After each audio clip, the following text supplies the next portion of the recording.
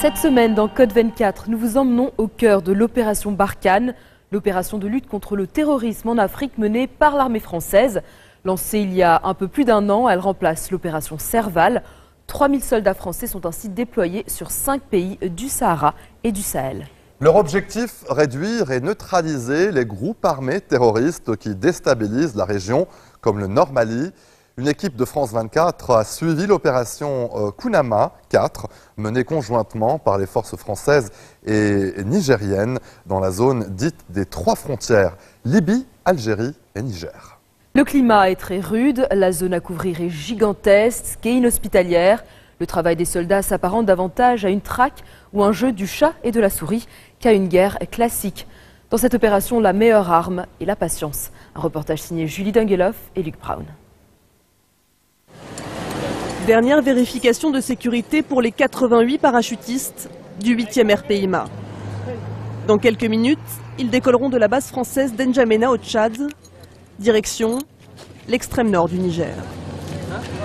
Pour la majorité des soldats, c'est le premier saut en opération. Certains attendent ce moment depuis 15 ans. L'instant est solennel. Rappel sur la zone de saut pour tout le monde, le pays au sud-ouest, dans le même axe que celui de l'avion. Donc regardez bien l'avion, ça vous indiquera déjà le pays pour repérer la zone de saut. 2 parachutes par homme, un sac à dos, une arme, des munitions, en moyenne 60 kg de matériel. 3 heures de vol avant le largage, ultime repos avant le grand saut et la rencontre avec le désert. Bonsoir à tous, de la part des largueurs du premier CP, bonsoir à tous et par Saint-Michel. L'avion vole à 300 mètres d'altitude. En moins d'une minute, il se vide de ses hommes. Il faut aller vite pour éviter une trop grande dispersion des troupes au sol. Il est 22 h, ils marcheront toute la nuit.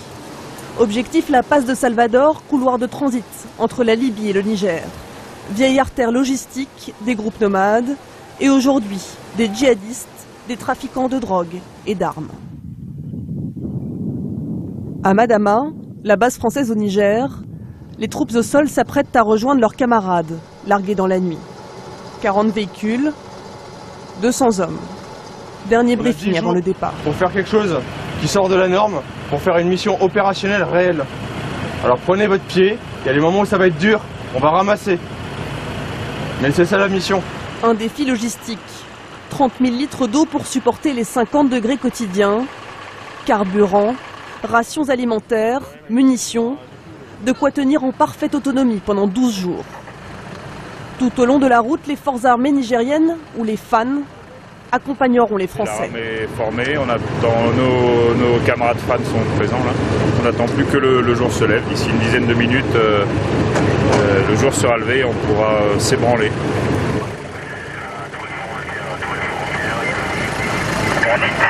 Embarquez! 3 jours de piste pour rejoindre la zone des 3 frontières. 3 jours au rythme des crevaisons, des ensablements et d'une épuisante chaleur.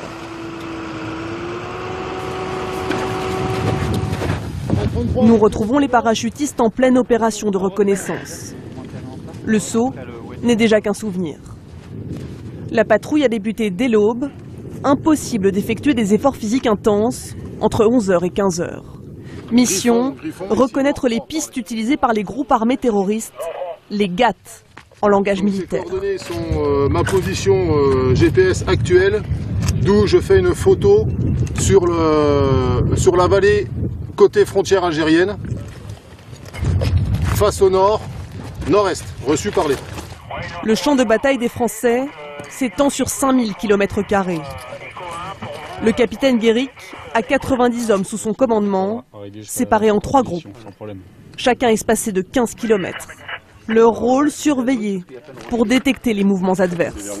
Actuellement, là, nous allons déplacer le poste de commandement de mon unité pour se rapprocher au plus près d'une section dont nous avons uniquement la liaison en téléphone satellitaire, mais c'est pas convenable car le délai de réaction est légèrement plus important. En cas d'attaque, le moindre délai pourrait mettre en danger ces hommes. En distance, je pars sur 400 à 500 mètres. Les parachutistes ont repéré un nouveau col d'où ils espèrent détecter tout transit depuis la frontière algérienne. au lieu d'aller en véhicule de l'autre côté, faire 1h30 de route, 2 heures de route, secouer les gens, abîmer le matériel, et ben on va monter sur le mouvement de terrain là-haut, en espérant avoir des vues pour s'assurer si ça passe ou si ça passe pas en véhicule. Face à l'immensité du désert, à ces reliefs accidentés, la marche est souvent le seul moyen d'atteindre ces points d'observation. L'ascension est éprouvante, la chaleur écrasante. Les parachutistes restent postés plus d'1 heure à cet endroit. Ils observent le moindre mouvement, le moindre signe de vie. Au-delà de la montagne, là, à 3 km, c'est la frontière algérienne.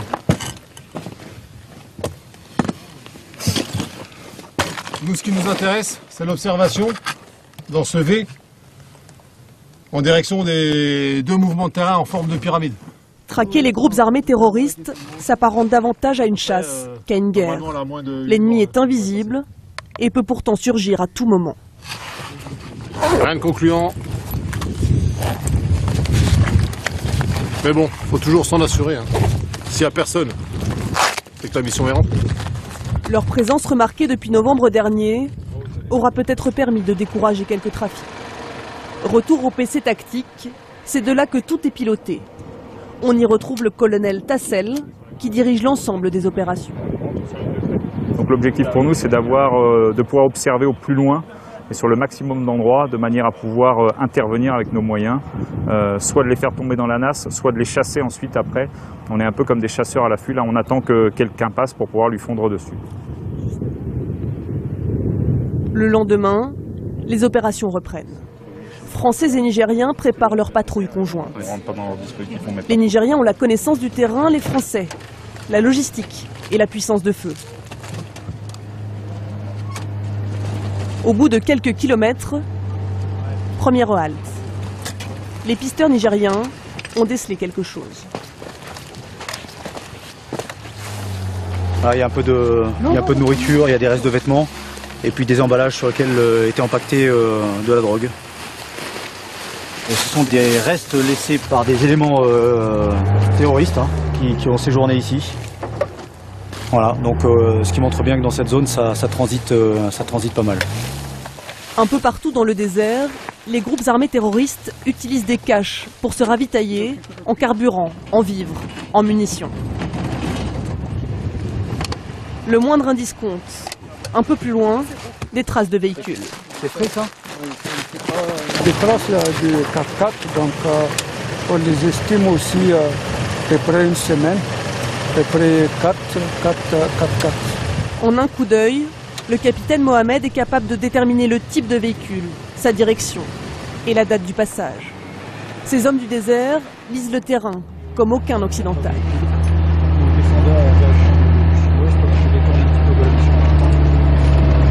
La zone est très large. Dès qu'on trouve une trace, il faut la suivre immédiatement pour optimiser nos chances d'intercepter.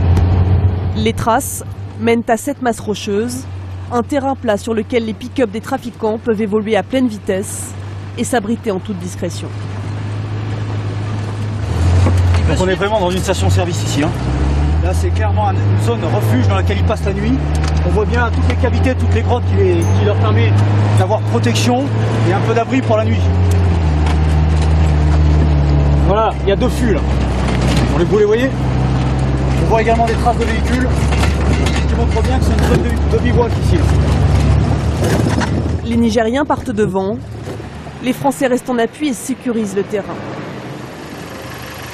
La zone est inspectée, les bidons de carburant récupérés.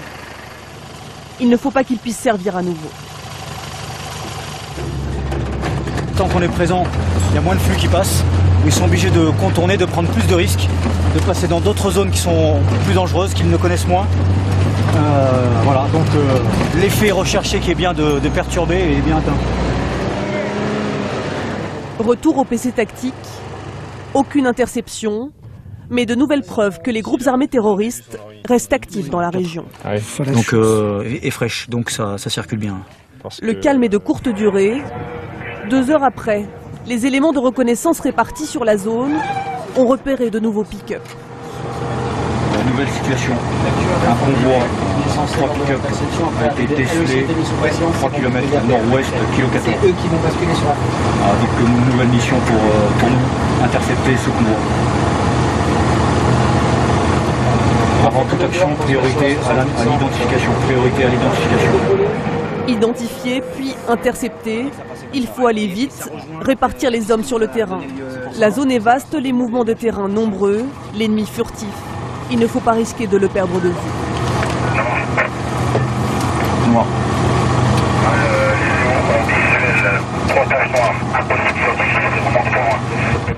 Le capitaine Mohamed suit les opérations de près. En cas d'interception, ce sont les Nigériens qui procéderont aux interpellations. Les Français mettront leurs forces de frappe à leur disposition. C'est ce que prévoit l'accord de coopération entre les deux pays. C'est là où on a perdu le visuel. Les autres n'ont pas été scellés Non. Le sac, on va le laisser pour la marque. La trace des pick-up est perdue. Les véhicules sont passés du côté algérien. Légalement, plus aucune interception possible. Il est utopique de croire qu'on arrivera à arrêter tous les flux et tous les mobiles qui passent, mais rien qu'empêcher ce passage et montrer que des deux côtés en fait, de la frontière, ça interagit, c'est quand même un bon objectif. Fin de journée au milieu du désert, le thermomètre a frôlé les 60 degrés. Bref moment de détente pour les soldats, le caporal-chef Carlos s'improvise chef cuisinier. Ce soir, on va préparer des joues de veau à la bouillie. C'est-à-dire Une petite amélio facile, petits oignons à la base, avec aromatisé, relevé avec des petites sauces chinoises ou du Maggi. Et bon, ça donne un petit goût. Ils savent tout faire, y compris la cuisine. Et ça, c'est une bonne chose. Et ça remonte le moral des troupes au bout d'un certain nombre de jours sur le terrain et c'est quand même pas mal. C'est appréciable. L'opération s'achèvera au bout de 12 jours. Cette fois, pas d'interception. Mais pas de passage non plus. Un bilan jugé encourageant par les Français, mais qui pour l'heure les condamne à ne pas quitter la région. Regardez Code 24, on se retrouve juste après la pause. A tout de suite.